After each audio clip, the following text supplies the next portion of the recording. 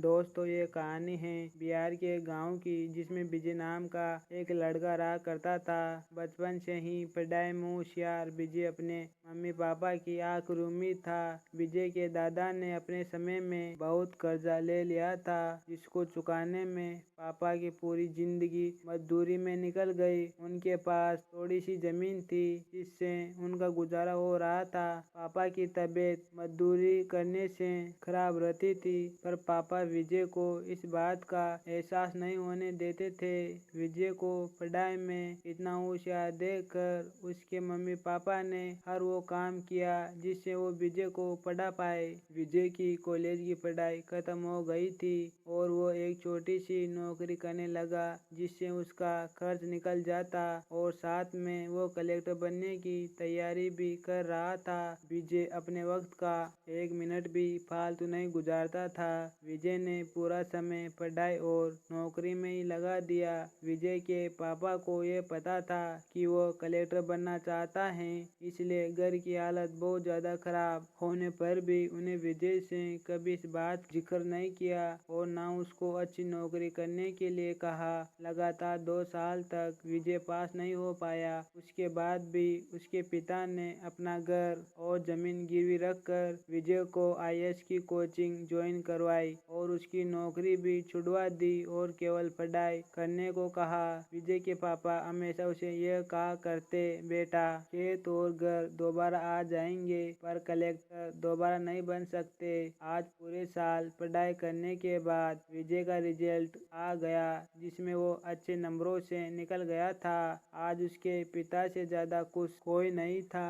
ऐसा लग रहा था जैसे विजय का सपना पूरा होने वाला था, पर भगवान को कुछ और ही मंजूर था। विजय का कल इंटरव्यू था और सुबह से उसके पापा की तबीयत खराब थी। विजय के पापा उसकी माँ से बार बार कह रहे थे कि विजय को मत बताना, और उसी दिन देर रात उनकी मौत हो गई। अब एक माँ जिसकी गोद में उसका पति गुजर गया और वह अपने दर्द को भुला कर अपनी बेटे की जिंदगी के बारे में सोच रही थी।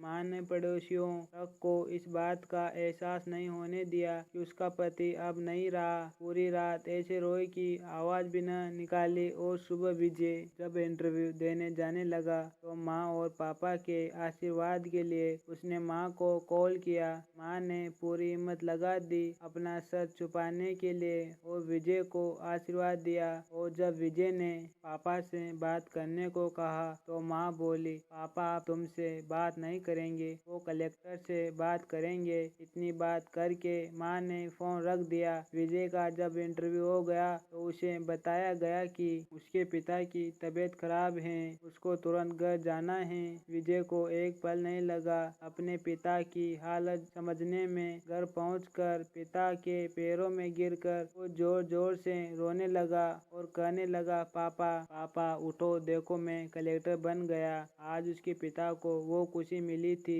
जिसका उनको वर्षों से इंतजार था, पर आज वो इस दुनिया में नहीं थे।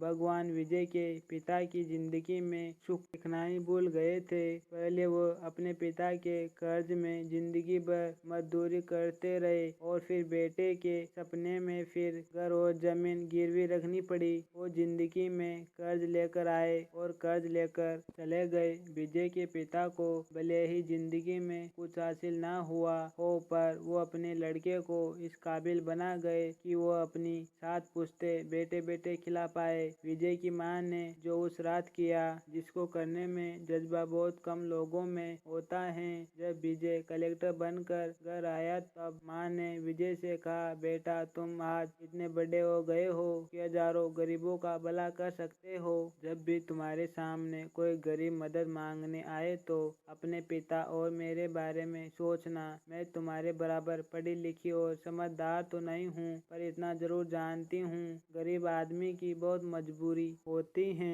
तुम कभी किसी का बुरा मत करना। इस कहानी की शिक्षा, दोस्तों इस कहानी से हमें ये शिक्षा मिलती है कि वक्त कितना ही खराब हो, हम उसे बदल सकते हैं। माँ और बाप के अरमानों को हम कभी नहीं उतार सकते हैं, पर हम अपने कर्मों से उनकी इच्छा जरूर पूरी कर सकते हैं। ये सच्चाई पर आधारित है। मैंने आपने पढ़ा कि कैसे विजय के पिता का जीवन लग गया। उसे कलेक्टर बनाने में। जब भी कोई किसी पोस्ट पर या जीवन में बहुत ऊपर किसी पद पर पहुंच जाता है तब उसे बहुत सारे लोगों की मेहनत और त्याग लगता है।